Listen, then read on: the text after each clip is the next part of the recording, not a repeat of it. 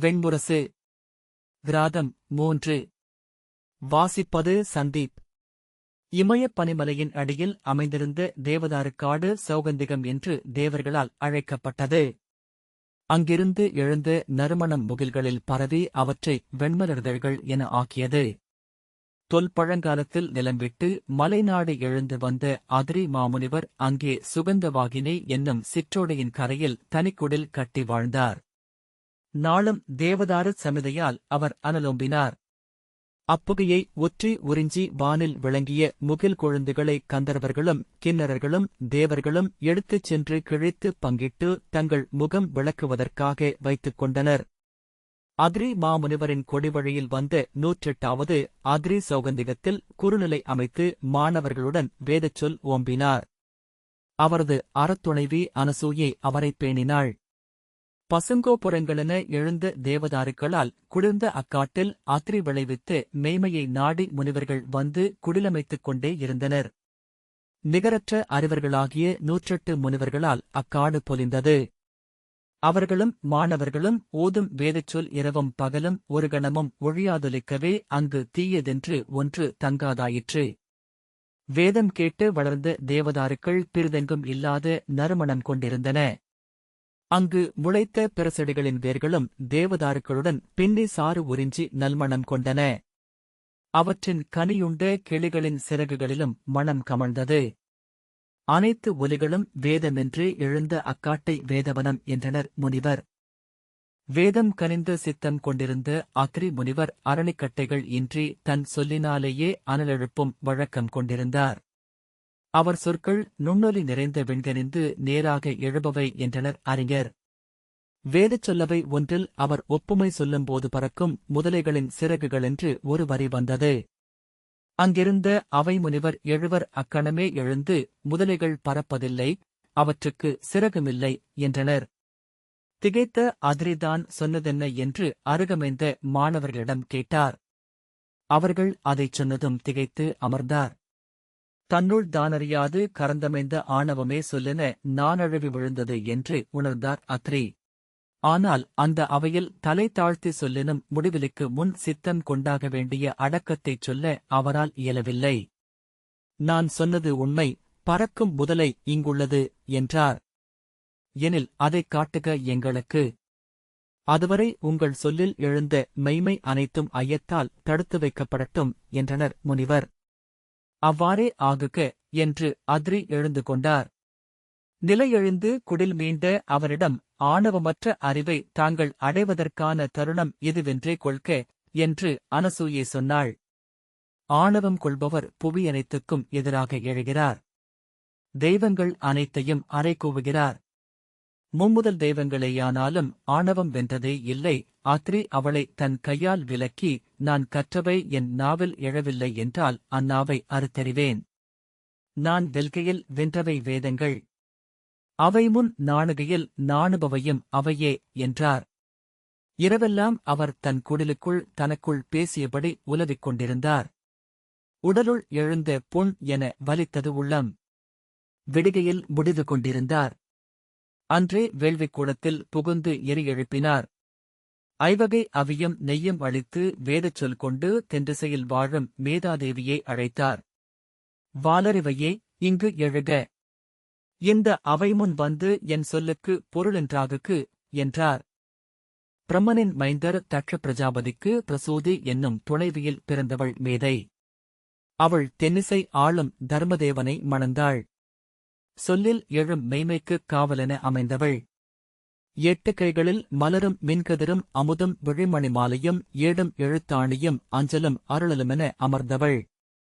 அவர் உள்விழுமுன் தோன்றி, முனிவரே, முடிவற்ற நெளிவு கொண்ட நாவே சொல்லுக்கு முதல் எதிரி என்றுணர்க. பொருள் கடந்து மொழி கடந்து முடிவிலா ஆழம் வரை செல்வது நாவென அமைந்த நாகம். அதை பணிக. அவையொன்றில் தலை வணங்குவதனால் எவரும் பெருமை இழப்பதில்லை. பணிந்த அவைகள் வழியாகவே வென்று செல்கின்றது அறிவு என்றாள். சினந்து சிவந்த அதிரி தன் இடக்கையால் தர்ப்பையை எடுத்து வலக்கையை நீட்டி அவி எடுத்து தன் முன் எரிந்த வேள்வித்தீ நோக்கி நீட்டியபடி சொன்னார். நானறிந்த வேதமெல்லாம் இங்கு திரள்க.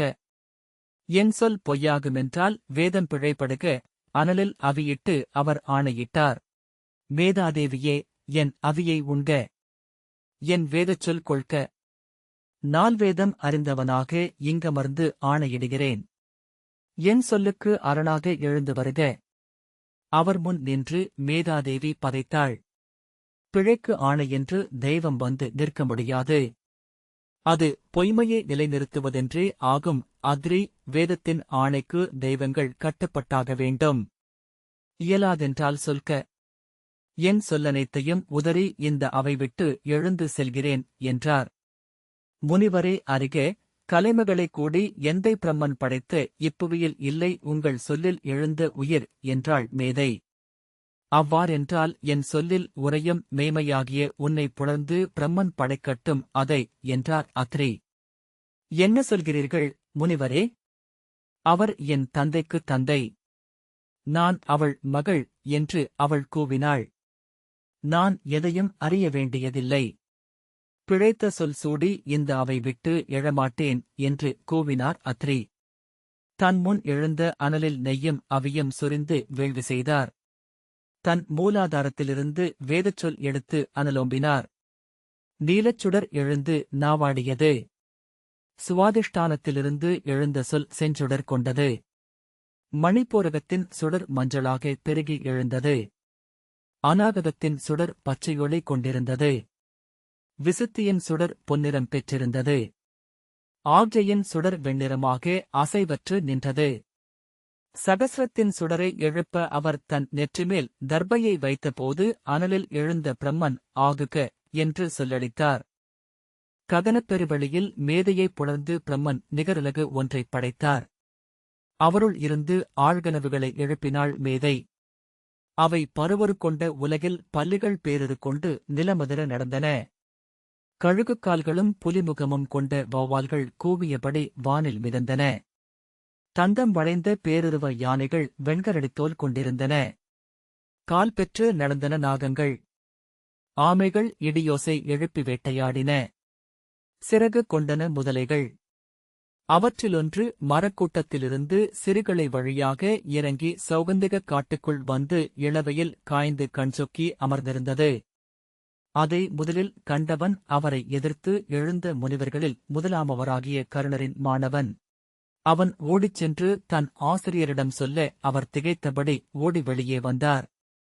அங்கே அதற்குள் முனிவர்களும் மாணவர்களும் கூடியிருந்தார்கள். கருணர் அருகே சென்று அந்த முதலையைப் பார்த்தார். 4 அடி நீள உடலும் நீண்ட செதில்வாலும் முட்புதர்ச் செடியின் வேரடி போல மண்ணில் பதிந்த கால்களும் கொண்டு முதலை இளம்பனையின் ஓலை போன்ற தோல் சிறகுகளை விரித்து வெயில் ஊடுருவிட்டு பற்கள் நிறைவகுத்து வாயைத் திறந்து அசையாது அமர்ந்திருந்தது. அது விழிமயக்கா ஏதேனும் சூழ்ச்சியா என்று கருணர் ஐயம் கொண்டார். ஆனால் அதை அணுகும் துணிவும் அவருக்கு எழவில்லை. செய்தியறிந்து அங்கே வந்த அத்ரி முதலையை நோக்கிச் சென்று அதன் தலையைத் தொட்டு எழுந்து செல்க என்றார். அது செதில்கள் சிலுத்தெழ விழிப்பு கொண்டு எழுந்து விழிகளை மூடிய தோலிமைகளை தாழ்த்தியது.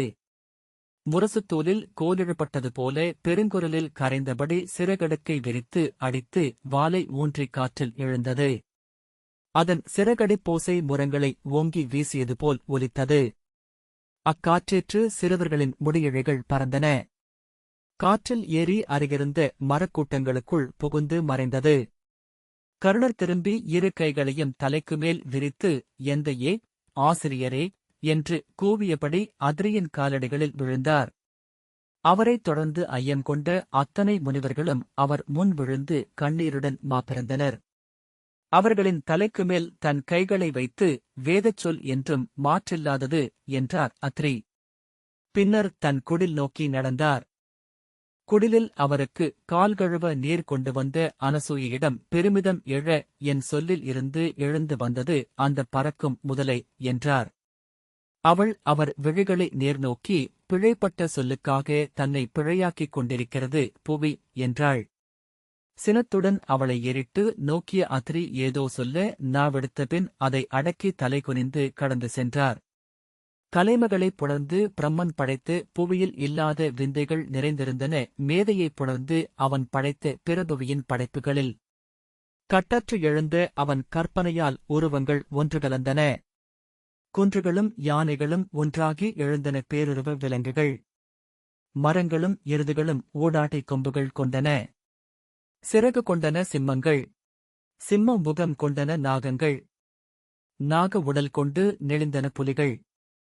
நடந்தன மீன்கள். தன் படைப்புப் பெருக்கை நோக்க நோக்க பிரம்மன் பெருமிதம் கொண்டான். மேலும் மேலுமென படைப்பு வெறி பெருகப் பெற அனைத்தையும் மறந்து அதிலேயே மூழ்கிக் கிடந்தான். அவன் நாவில் சொல்லாகவும் கைவிரல்களில் உருவாகவும் நின்றிருந்தாள் மேதாதேவி. அவர்கள் படைத்து நிகருலகு விரிந்து சென்று விண்ணுலகையும் பாதாளத்தையும் தொட்டது. அங்கு இறப்பென்பதே இருக்கவில்லை. எனவே அதன் எடை ஏழுலகங்களையும் அழுத்தியது. அதன் விரிவு திசைகளை நெளியச் செய்தது. இறப்பின்றி பெருகிய அவ்வுலகின் எடையால் தர்மதேவனின் துலாத்தட்டு நிகரிழந்தது. எருமை ஏறிய தேவன் விண்ணுலகுக்குச் சென்று கலைமகளைக் கண்டு வணங்கி சொன்னான், அன்னையே, ஆக்கப்பட்டவற்றை அழித்து நிகர்நிலையை நிறுத்துவதே என் தொழில். அறம் வாழ்வது என் துலாக்கோலினால்தான் என்பது தெய்வங்களின் ஆணை. இன்று பெருகிச் செல்லும் அவ்வுலகை அழிக்கும் வழியறியாது திகைக்கிறேன். உருக்கொண்ட ஒவ்வொன்றையும் முழுசென்று தொட்டாக வேண்டும். பெயர் கொண்ட ஒன்றையே என் பாசவடம் கொண்டு நான் பற்ற முடியும்.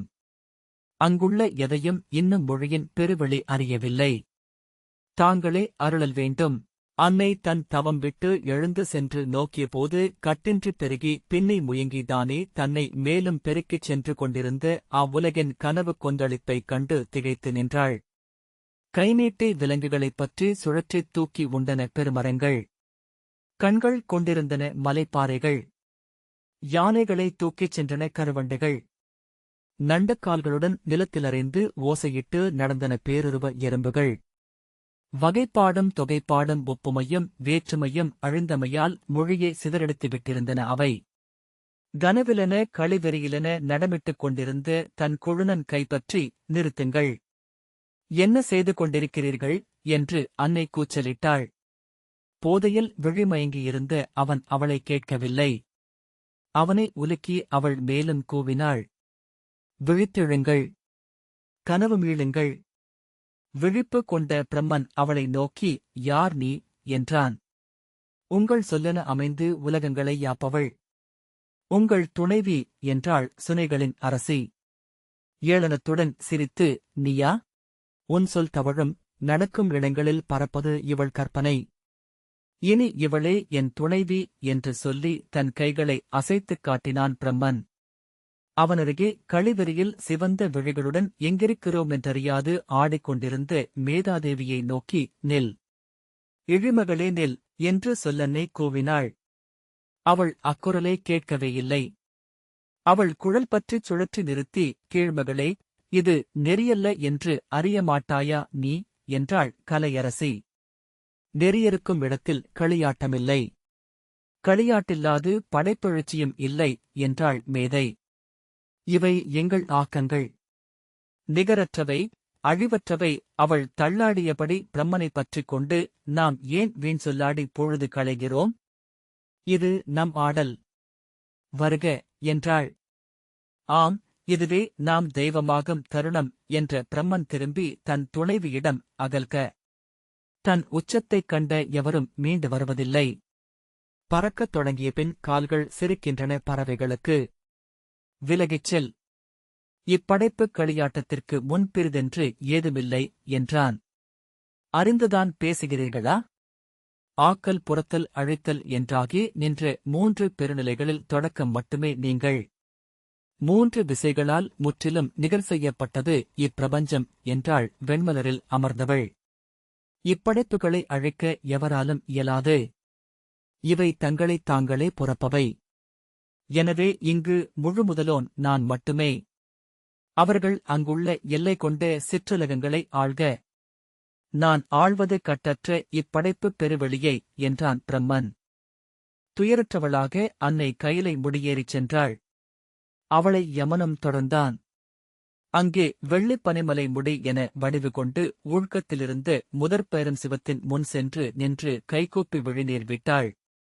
உலகு காக்க எழுக, இறைவா என்று முறையிட்டாள். அழிப்பவனே, அறம்புறக்க விழுசூடுக என்றான் யமன். பனிப்பரப்பு உருகி உடைந்து பேரொசையுடன் சரிவுகளில் அலை சுருண்டு இறங்கிச் சென்றது. பல நூறு பனிச்சரிவுகளால் மலை மடிப்புகள் இடியென முழங்கின. பொன்னுருகும் ஒளியுடன் அவன் முகம் வானிலெழுந்தது. அன்னையும் காலனும் நிகழ்ந்ததை சொன்னார்கள். இக்கணமே பிரம்மனை இங்கு அழைத்து வருக என்று செந்தழல் வண்ணன் ஆணையிட்டான். அவ்வாணையை ஏற்று நந்திதேவர் சென்று பிரம்மனை அழைத்து வீணே மீண்டார். இறையுருவே, யார் அச்சிவன் என்று கேட்கிறார் பிரம்மன். அவர் திளைக்கும் அவ்வுலகில் தெய்வம் பிறிதில்லை என்கிறார் என்றார். சினம் கொண்டபோது அவன் எரிசூடிய பெருமலை என்றானான். அனல் கொண்டு சிவந்த அவன் உடலில் இருந்து உருகிய பனிப்பாளங்கள் பேராறுகளாக சரிவிறங்கி பல்லாயிரம் அருவிகளென்றாகின. அவை சென்றடைந்தபோது 7 கடல்களும் அலை கொண்டு கொந்தளித்தன. எரிகொண்ட அவன் உடலில் இருந்து நீராவி பெருகி எழுந்து முகில்களாகி வெண்குடையெனக் கவிந்தது. நெற்றிவிழி திறந்தது. அதிலிருந்து உருகிய செம்பாறைக் குழம்பெழுந்து பெருகியது. அவ்வனல் துளையிலிருந்து உருக்கொண்டு எழுந்தான் காலபைரவன். அனல் குளிர்ந்து கரியுடல் கொண்ட அவன் விழிகளிரண்டும் சுடரென எரிந்தன. அவனைத் தொடர்ந்து வந்தது கரிய நாய். அதன் விழிகள் எரிமீன்களென புகையின் இருளில் தெரிந்தன. ஆணையிடுக என்றது பைரவசிவம். அழைத்து வருக படைப்போனை என்றது முதற்சிவம். இடியோசைகளும் மின்னல்களும் தொடர பைரவசிவம் பிரம்ம உலகுக்குச் சென்றது. அங்கு வெறிகொண்டாடி நின்றிருந்த பிரம்மனை நோக்கி, முழுமுதல் படைப்போன் விழியிலிருந்து எழுந்த அவன் வடிவோன் வந்துள்ளேன். நோக்குக என முழங்கியது. பிரம்மன் நோக்கிழந்து மயங்கிய விழியும் உதடுகளில் பெருகிய நகையுமாக மேதாதேவியுடன் நடமிட்டுக் கொண்டிருந்தான். அவன் தோளைப் பற்றி, நில், வா என்னுடன். இது படைப்பிறைவனின் ஆணை என்ற பைரவனிடம் கால் தள்ளாட நின்று, யார் படைப்போன்? இங்கு நானன்றி பிறனில்லை என்றான் பிரம்மன். இடியோசை என முகில்களில் முழங்கிய உருமலுடன் பைரவசிவம் தன் வலக்கையின் சுட்டு விரலை நீட்டியது. அங்கொரு அனல் பெருந்தூண் அடியிலி திறந்து எழுந்து வெண் கடந்து சென்றது. அதன் வெங்கனலில் அக்கணமே பிரம்மன் உருவாக்கிய பெருவுலகு எரிந்து சாம்பலாகியது. அடுத்த கணம் வீசிய பெரும்புயல் காற்றில் அச்சாம்பலும் பரந்தகல கனவென மறைந்தன அங்கிருந்தவை அனைத்தும். அவை அமைந்திருந்த காலமும் அலை நெளிந்து மறைந்தது. திடுக்கிட்டு விழித்து அண்ணாந்து நோக்கிய பிரம்மன் மாபெரும் குடையென புகைசூடி நின்ற அனல் தூணைக் கண்டு ஆஞ்சி அலறியபடி உடலொடுக்கி அமர்ந்தான். நெறியிலேயே, நீ மீறியவை மீண்டும் மீறப்படக்கூடாதவை என்று கூவியபடி பைரவசிவம் தன் சுட்டு விரலையும் கட்டை விரலையும் குவித்து நகமுனையால் மலர் கொய்வது போல பிரம்மனின் தலை கொய்து மீண்டது. தன் கணவன் தலையுடன் மீண்ட பைரவசிவத்தைக் கண்டு அலறியபடி ஓடிவந்த கலைமகள் நெஞ்சிலறைந்து அழுதாள். இறைவா, படைப்பென்று இல்லையேல் புவனம் அழியும். அருள்க என்றாள். தேவி, படைக்கப்பட்டவை அனைத்தும் மொழியிலுள்ளன. அப்படைப்பிலுள்ளான் படைத்தவன். உன்னிலிருந்து அவனை மீட்டுக் கொள்க என்றது முதற்பெரும் சிவம். தேவி கண்மூடி தன்னுள் நிறைந்த கலையில் இருந்து வெண்ணிற ஒளியாக பிரம்மனை மீட்டெடுத்தாள். நான்முகமும் அறிவழியும் அமுதும் மின்னலும் ஏடும் மலரும் கொண்டு தோன்றிய பிரம்மன் வணங்கி, என்ன நிகழ்ந்ததென்றே அறிகிலேன் அண்ணலே. என்னை மீறிச் சென்று பிறிதொன்றாகி நின்றேன் என்றான். ஆம், படைப்பென்பதே ஒரு பிழைப்பாடுதான். பிழைக்குள் பிழையென சில நிகழ்வதுண்டு. தன்னைதான் மீறாது படைப்பு உயிர்கொள்வதில்லை. நிகழ்ந்தவை நினைவாக நீடிக்கட்டும். அவை இனிவரும் படைப்புக்குள் நுண்வடிவில் குடிகொள்வதாக என்றது சிவம். நிழலுருவாக தொடர்ந்து வந்த மேதாதேவி கண்ணீருடன் கைகூப்பி நின்றாள். நான் வேதச் சொல்லுக்கு கட்டுப்பட்டவள். வேதமே என் செயலுக்கு பொறுப்பாக வேண்டும் என்றாள். ஆம், நெறியுடன் இயையா பேரறிவென்பது வெறும் பித்தே. இனி என்றும் நீ அவ்வாறே ஆகுக என்றது சிவம். கைகூப்பி வணங்கி அவள் தன் இடம் மீண்டாள். அனைவரும் சென்றபின் முதற்சிவத்தின் முன் பேரறு கொண்டு நின்றது பைரவசிவம். அதன் நிழல் வெண்ணிறமாக நீண்டு மடிந்து கிடந்தது. விருண்டு நாய் முரல பைரவசிவம் திரும்பி நோக்கியபோது துயர்மிக்க விழிகளுடன் பெண்ணுருவம் கொண்டு எழுந்து கைகூப்பி நின்றதைக் கண்டது. நான் நீங்கள் இயற்றிய கொலையின் பழி. விடாது தொடரும் நெறி கொண்டவள் என்றாள் அவள். உங்கள் கையில் இருக்கும் அந்த மண்டை உதருமிடத்தில் நிலை கொள்வேன். திகைப்புடன் தன் கையிலிருந்த பிரம்மகபாலத்தை நோக்கி அதை கீழே வீச முயன்றது பைரவசிவம். அது விழாமல் கையுடன் ஒட்டிக் கொண்டிருப்பதைக் கண்டது. கையை உதறியும் வீசியும் முயன்று தோற்றபின் அண்ணாந்து, இறையே, இக்கபாலத்துடன் நான் என்ன செய்வேன் என்று கூவியது. நீ செய்ய மறந்தது ஒன்றுண்டு. பிரம்மனின் தலை கொய்யும் போது அவனிருந்த பெருநிலை என்னவென்று அறிந்திருக்க வேண்டும் என்றது சிவம். தெய்வங்களை, பிரம்மத்தின் ஆணையை விலக்கும்படி அவனை பித்தெடுக்க வைத்த அப்பெருங்களியாட்டுதான் என்ன என்று நீ உற்றறிக்க வேண்டும். திகைப்புடன், ஆம், அவ்விழிகளைத்தான் நான் எண்ணிக் கொண்டிருந்தேன். அதிலிருந்த பேருவகையை எங்கும் நான் கண்டதில்லை என்றது பைரவசிவம். உண்ணும்போதும் புணரும்போதும் கொல்லலாகாதென்றனர். அவ்விரண்டை விடவும் மேலானதொன்றில் இருந்தவனை நீ கொன்றாய் என்றது சிவம். அவ்விரண்டும் ஆகி அவற்றைக் கடந்தும் அமைந்த பெருநிலை அது. அதில் ஒரு துளியையேனும் அறியாது தீராது உன் பழி. பைரவசிவம் துயர்கொண்டு தலை குலுக்கி, ஆம், இன்றுணர்கிறேன். இறையே, நான் செய்த பிழையை அறிகிறேன். சொல்க, நான் மீளும் வழி என்ன என்றது. பிரம்மனின் தலை கொய்கையில் இருவிரல் நகங்களை மட்டும் பயன்படுத்தினாய். அதிலிருந்தது உன் ஆணவம். தெய்வமே என்றாலும் ஆணவம் இழிவே. அது அழியும் காலம் உன் கபாலம் கழன்றுதிரும் என்றது சிவம். அது உதிர்கையில் நீ அறிவாய் பிரம்மன் இருந்த பொங்கு நிலையை. அதிலாடுகையில் நீ மீழ்வாய் உடல் வீங்க விம்மி. எங்கு? நான் என்ன செய்ய வேண்டும் அதற்கு என்றது பைரவசிவம். மண்டை என்பது இறப்பதற்கே. இருந்துண்டு நிறையட்டும் உன் வயிறு. நீ நிறைவு கொள்ளும் இடத்தில் இது உதர்வதாக என்றது தொல்சிவம். இருந்துண்டு பசிநிறைய இரவலன் உருவில் எழுந்தது பைரவசிவம். கரியனாய் தொடர்ந்து வரு நோயில் ஒடுங்கிய உடலும் சூம்பிக் கூம்பிய கைகளும் ஒளிமங்கிய விழிகளுமாக பார்ப்புக் கொலைப்பை பெண்ணுருவில் உடன் வர உடும்புத்தோல் கங்காளத்தை மீட்டியபடி தேவர் வாழும் வீதிகளில் தெரிந்தது. கந்தர்வர்களும் கிண்ணறர்களும் கிம்புருடர்களும் மானுடரும் வாழும் ஏழுலகங்களிலும் இல்லந்தோறும் இறந்துண்டது. சுவைக்கோடி அறிந்து உணவுக்குவை கோடி தீர்ந்த பின்னும் அழியாத பெரும்பசியுடன் அலைந்தது. அதன் கங்காளத்தின் ஓசை இடித்தொடர் என முகிலடுக்குகளில் பெருங்காலமாக முழங்கிக் கொண்டிருந்தது. இருநீர் பெருநதி கங்கை வளைந்தொழுகிய காசித்துறைக்கு அது வந்தது. வரணாவும் அசியும்